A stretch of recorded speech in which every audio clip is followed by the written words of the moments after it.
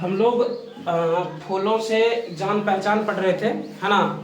फूलों से जान पहचान क्लास 6 का ये 8वां चैप्टर है, जिसमें फूलों से जान पहचान है पढ़ने के लिए। तो हम फूल के बारे में जान रहे थे और इससे पहले हमने सब पढ़ा था पुंकेसर यानी कि फूलों के नर जनन अंग के बारे में। तो पुंकेसर में हमने पुंकेसर का 3 भाग देखा था, है ना। तीनों भाग का डेफिनेशन पढ़ा था और परागकोश में क्या होता है, मतलब परागन किस प्रकार से, परागकण किस प्रकार से बनते हैं, ये भी हमने देख लिया था पुंकेसर वाले भाग में, देख लिया था।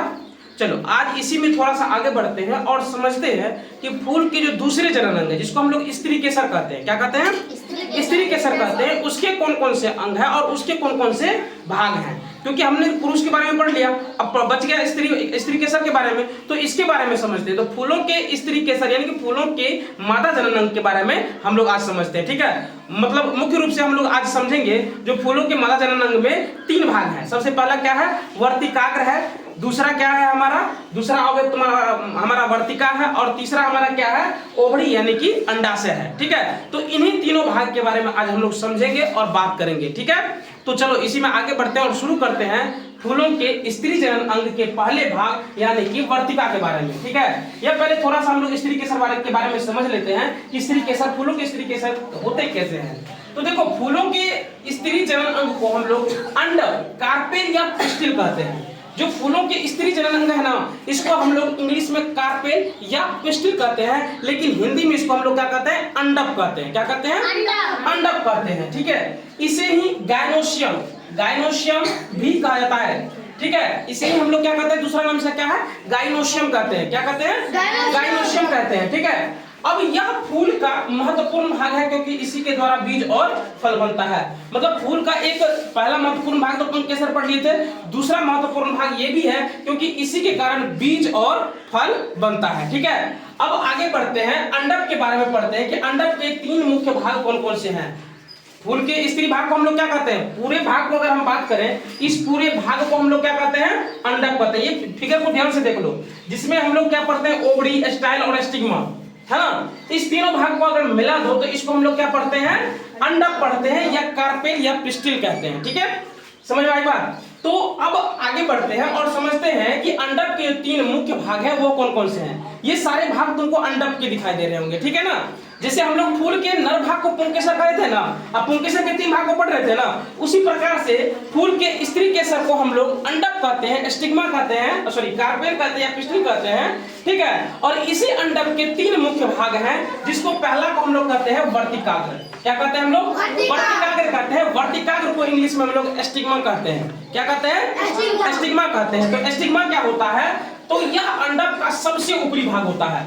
मतलब ये फूल देख लो, ये फूल का स्त्री भाग है ना, ये ध्यान से बात फूल को देखो तुम, ये फूल का स्त्री केसर वाला भाग है, ठीक है।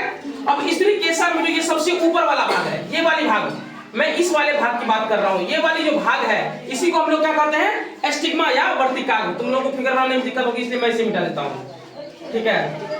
चलो एक सेकेंड रुक जाओ। तो इसी को हम लोग क्या कहते हैं, समझ में आ गई बात को, इसी को हम लोग क्या कहते हैं, वर्तिकाग्र कहते हैं। क्या कहते हैं, वर्तिकाग्र कहते हैं। यह अंडक का सबसे ऊपरी वाला भाग होता है। जो अंडक होता है ना, इस पूरे को अंडक कहते हैं।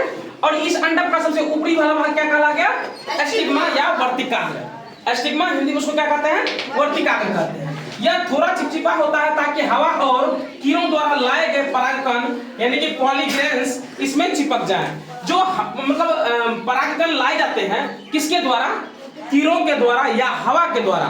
मैं फुल फिगर जब बनाऊंगा तो उसमें दिखा दूंगा किस प्रकार से आता है, ठीक है। परागकण किस प्रकार से लाए जाते हैं यहाँ पे वर्तिकाग्र के पास। तो वर्तिकाग्र के पास क्या होता है, चिपचिपा पदार्थ होता है, ठीक है। वो चिपचिपा पदार्थ क्या करता है कि जैसे ही मतलब कीड़ों के द्वारा वो मतलब परागकण लाए गए, कहां से परागकण लाते हैं, तो फूलों के नर भाग से, जहां परागकण बन रहा था ना, उसी परागकण को लाते हैं और यहाँ पर छोड़ देते हैं। या हवा के द्वारा अगर यहाँ पर पहुंच गया तो वो क्या होते हैं, इसमें वर्तिकाग्र में चिपक जाता है, क्योंकि यहाँ पर क्या होता है, एक चिपचिपा पदार्थ होता है जिसके कारण से वो क्या होता है, चिपक जाता है, ठीक है। इसमें चिपक जाता है, ठीक है।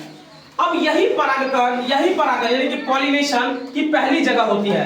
पॉलिनेशन की पहली जगह यानी कि परागन की पहली जगह कौन सी है, वर्तिकाग्र है। पूछा जाएगा तुम लोगों से कि पॉलिनेशन की पहली जगह कौन सी है, तो क्या बोलोगे, वर्तिकाग्र होता है, ठीक है। अब आगे बढ़ते हैं इसी में और समझते हैं वर्तिका या शैली। दूसरा भाग हमारा क्या हो गया, ये जो लंबी सी संरचना तुम देख रहे हो ना, ये लंबी सी संरचना देख रहे हो ना फिगर में, यही स्टाइल या वर्तिका या इसको शैली कहते हैं। क्या कहते हैं, शैली या वर्तिका कहते हैं। इसको इंग्लिश में क्या बोलते हैं, स्टाइल बोलते हैं। ठीक है, तो अब आगे समझो इसमें देखो, यह वर्तिकाग्र और अंडाशय को जोड़ने वाली पतली नली जैसी रचना होती है। ध्यान से देखो, वर्तिकाग्र यहाँ है जी, और तुम्हारा ये अंडा मतलब ये ओव्यूल यानी कि मतलब सॉरी ओवड़ी, ये रहा तुम्हारा ओवड़ी, हो गया ना। तो ये ओवड़ी और वर्तिकाग्र को जोड़ने वाली ये जो पतली संरचना तुमको दिखाई दे रही है, यही क्या कहलाता है, हमारा वर्तिका।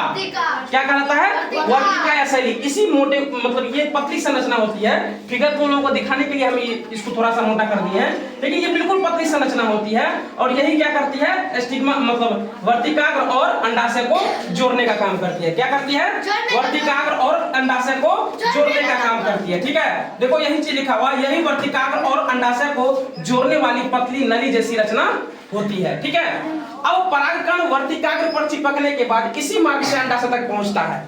अब देखो होता क्या है कि अब ये परागकण यहाँ पे रहेगा तो कुछ तो होगा नहीं, परागकण को पहुंचना कहाँ पे है, यहाँ पे अंडाशय के पास, तभी ना जाकर के फूल बनेगा या बीज बनेगा, तभी ना बनेगा। तो ये क्या होता है, यहाँ से जो इसी नली के माध्यम से कहाँ पहुंचता है, अंडाशय तक पहुंचता है। कहाँ पहुंचता है, अंडाशय तक पहुंचता है, यानी कि ओवरी तक पहुंचता है। कोई दिक्कत। अब आगे बढ़ते हैं और इसमें दूसरा पॉइंट लिखा है, परागकण वर्तिकाग्र पर चिपकने के बाद इसी मार्ग से अंडाशय तक पहुंचता है। कोई दिक्कत है। अब अगला पॉइंट है हमारा अंडाशय, जिसको हम लोग ओवरी कहते हैं। ठीक है, ये जो तुम देख रहे हो अंडा जैसी रचना, इसी को हम लोग क्या कहते हैं, अंडाशय या ओव्यूल कहते हैं, अंडाणु कहते हैं उसको हम लोग। इसको हम लोग क्या कहते हैं, अंडाणु कहते हैं। ठीक है, अंडाशय ओवरी तुम्हारा ये रहा, ओवरी हमारा ये रहा ना, और इसको क्या कहते हैं, ओव्यूल यानी कि अंडाणु, ये वाली। ठीक है ना, और ये क्योंकि ये अंडे जैसी संरचना है इसलिए इसको हम लोग क्या कहते हैं, अंडाशय कहते हैं। ठीक है ना, कोई दिक्कत है। अब देखो यह अंडक का सबसे नीचे का भाग होता है, क्या है कि नहीं है, ये जो तुम ध्यान से देखो, ओवड़ी को जो तुम देख रहे हो, अंडाशय को जो तुम देख रहे हो, ये सबसे नीचे वाला भाग है या नहीं है जी। ये हमारे अंडक का सबसे नीचे वाला भाग क्या है, ओवड़ी यानी कि अंडाशय होता है। ठीक है, इसके अंदर अंडाणु यानी कि ओव्यूल्स होते हैं। इसके अंदर ध्यान से देखो, इसके अंदर क्या होते हैं, अंडाणु यानी कि ओव्यूल्स होते हैं। ओव्यूल्स इसी में होते हैं, अंडाशय के अंदर ही क्या होते हैं, ओव्यूल्स यानी कि अंडाणु होते हैं। ठीक है, परागकण जब अंडाशय तक पहुंचता है, ये परागकण यहाँ पे वर्तिकाग्र के पास सोए थे ना, जब यहाँ यानी कि अंडाशय तक पहुंचता है तब अंडाणु से मिलकर निषेचन यानी कि फर्टिलाइजेशन करता है, फर्टिलाइजेशन होता है। यहीं पर क्या होता है, फर्टिलाइजेशन होता है किसका, जो परागकण यहाँ पर आया ओवरी के पास। समझ गए ना बात को, जो ओवरी के पास तुम्हारा परागकण आया, यहीं पर निषेचन की क्रिया यहाँ पर होती है। ठीक है, और उसके बाद क्या होता है, तो इसके बाद बीज यानी कि सीड और फल फ्रूट्स बन जाता है। ठीक है, इसके बाद क्या होता है, बीज और फल या बीज जिसको हम लोग इंग्लिश में सीड बोलते हैं, फ्रूट्स यानी कि फल बन जाते हैं। ठीक है, बात समझ में आ गई ना। तो हम लोग एक एक करके देख ले कि स्त्री जनन मतलब स्त्री जननांग जो होते हैं फूल में, उसमें कौन कौन से भाग होते हैं और उसमें क्या क्या होते हैं, समझ में आ गया होगा। पहले भाग को वर्तिकाग्र कहते हैं, याद करने का सिंपल तरीका है, ऊपर से नीचे आओ। वर्तिकाग्र हो गया, वर्तिकाग्र के नीचे तुम्हारा स्टाइल वर्तिका हो गया, और वर्तिका के नीचे सीधा क्या हो गया, अंडाशय हो गया, है ना।